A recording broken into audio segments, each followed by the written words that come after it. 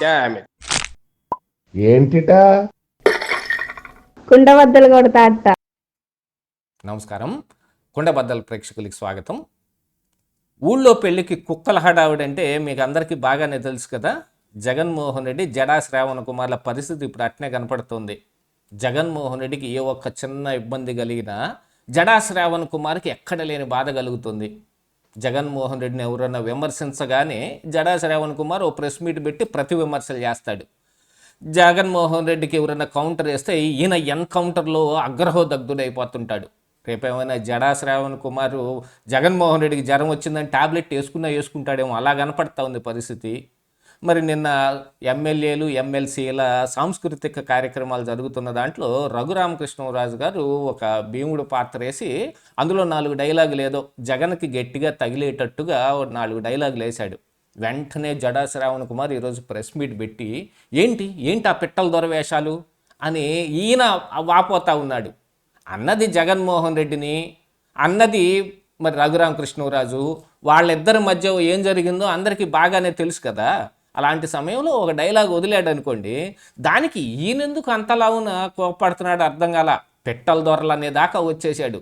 అసలైన పిట్టల దొర వేషాలు ఈయన వేస్తున్నట్టుగా ఉంది. ఎందుకని జగన్ మీద అంత ప్రేమ గారిపోతుంది ఏం అర్థం కాదు. అంటే దానికి వేరే కారణాలు ఉండొచ్చేమో.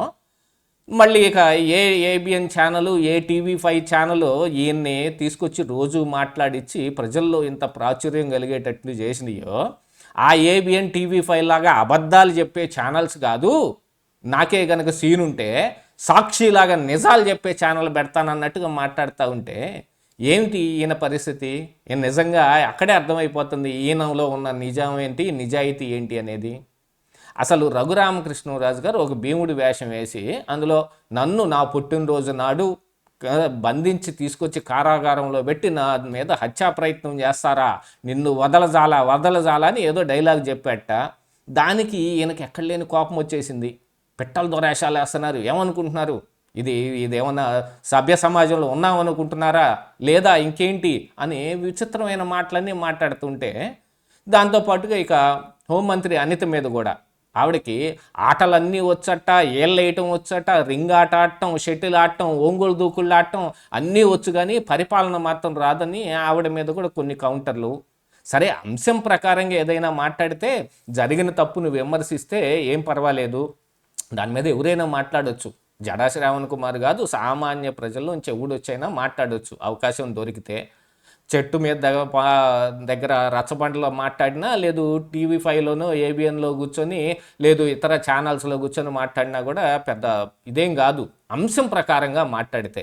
ఏ అంశము లేకుండా ఆటలు ఆడటం తప్పన్నట్టుగా మాట్లాడితే ఎమ్మెల్యేలు, ఎమ్మెల్సీలు అయినంత మాత్రాన వాళ్ళు మరి సాంస్కృతిక కార్యక్రమాల్లో పాల్గొనకూడదా, ఆటలు ఆడకూడదా, వేషాలు వేసి డైలాగులు చెప్పకూడదా? అలాంటిది ఏమన్నా ఉందా? చెప్పకూడదని రూల్ ఎక్కడ? ఏం లేదు. కానీ ఈ జడా శ్రావణ్ కుమార్ ఉడుకుమొత్తనం ఆపుకోలేక మా జగన్ అంటావా అని ఎక్కడ లేనిది ఈయనకు పొడుచుకొచ్చేసింది. ఈయన ఏదో ఒక పార్టీ ఓనర్ అయినట్టు ఈయన దగ్గరని కలవటానికి ఏదో సెఫాలజిస్ట్ వస్తే ఆయనతో మాట్లాడుతున్న సమయంలో ఏం అవసరం లేదండి, డబ్బులు అవసరం లేదు, మిగతా ఏం అవసరం లేదు, ఒక టీవీ ఛానల్ ఉంటే చాలు మీ పార్టీ ఎక్కడికో వెళ్ళిపోయిద్దని ఆ సెఫాలజిస్ట్ చెప్పాట. మరి ఈ రోజుల్లో పరిస్థితులు ఎట్టున్నాయో ఆ సెఫాలజిస్ట్కి తెలియదు. అసలు ఈయనే అడుక్కునేవాడైతే అడుక్కునేవాడి దగ్గర గీక్కునేవాడు అన్నట్టు ఈయన దగ్గరికి ఏ సెఫాలజిస్ట్ వచ్చాడో తెలియదు.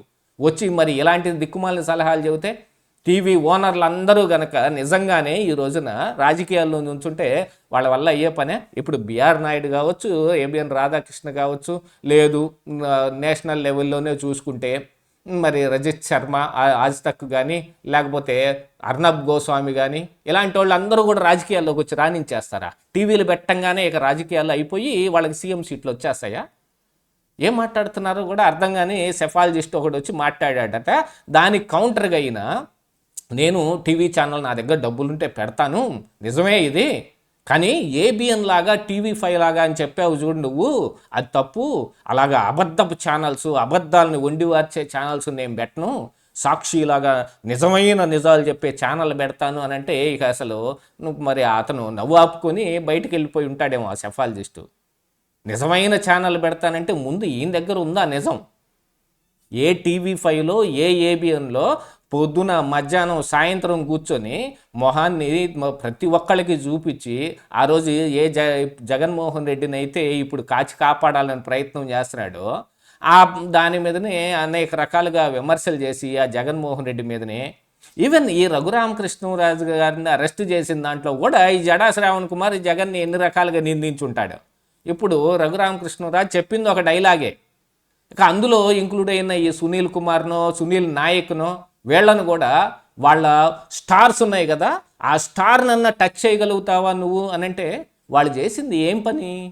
నిజంగా కస్టోడియల్ టార్చర్ చేయవచ్చునా? అలాంటిది ఏమీ లేదు కదా. ఇప్పుడు సునీల్ నాయక్ మాత్రం ఏం జరిగింది, నోటీసులు ఇస్తే విచారణకే రాలేదు, హాజరు కాలేదు. అరెస్ట్ చేయడానికి మన పోలీసులు వెళితే అక్కడ ఓ పెద్ద గోలే జరిగింది. మరి కోర్టు ఆర్డర్స్ ద్వారా ఈ రోజున విచారణకు వస్తే రైట్ రాయల్గా వచ్చాడు, రైట్ రాయల్గా పోయాడు అని అంటే మన పోలీసుల్ని విమర్శించడానికి నీకు నోరు వస్తుంది.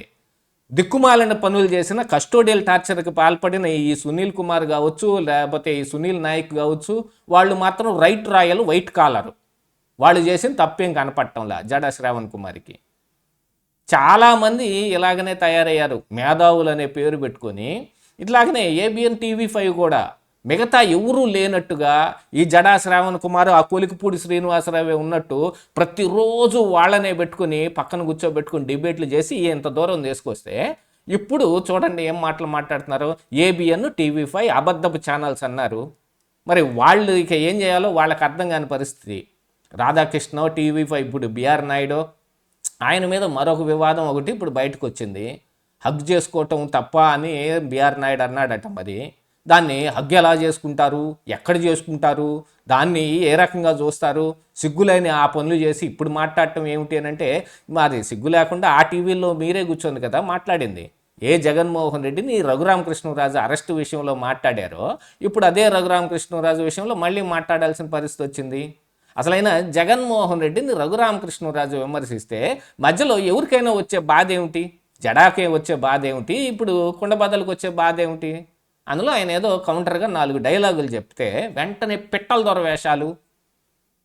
ఎంత పెద్ద మనుషుల్ని పట్టుకొనైనా సరే నోటుకొచ్చినట్టు ఏది పడితే అది మాట్లాడటం ఈ వైఎస్ఆర్ కాంగ్రెస్ పార్టీలోనే ఉంటుంది. ఆ వేషాలు మొత్తం ఈయనకు అంటుకున్నాయి. ఈయన ఒకడు మరి నేను అడుక్కునేవాడినా అని ఇప్పుడు అడగొచ్చాము. ఈయన గతంలో మరి టీడీపీ పార్టీ దగ్గర ఎలాగనే డబ్బులు ఆశించాడు అనే పుకార్లు వస్తే అవును ఎస్ నేను ఆశించాను, అంతకాదు ఎంత అడిగాను అని కౌంటర్గా మాట్లాడొచ్చాము. కానీ ఈయన డబ్బు కోసమే పనిచేశాడని చెప్పడానికి మరొక ఉదంతం కూడా ఉంది. దీని ఆంధ్రప్రదేశ్లో ఎన్నికల కంటే ముందు తెలంగాణలో జరుగుతున్నప్పుడు పొద్దున్నే పోయి దళిత వాడల్లో నేను కాంగ్రెస్కి ప్రచారం చేస్తానని చెప్పి వాళ్ళు అక్కడ పెద్దగా ఆశించింది ఇచ్చేటట్టుగా కనపడకపోతే సాయంత్రం బస్సుకి తిరిగి విజయవాడకు వచ్చాడు. ఇలాంటి మనిషి ఈ రోజున ఎవరు పడితే వాళ్ళని పిట్టల దొర వేషాలు, నోటుకొచ్చిన మాటలు మాట్లాడుతున్నాడంటే ఏమనుకోవాలి? ఇదే ఈరోజు కుండబద్దలు.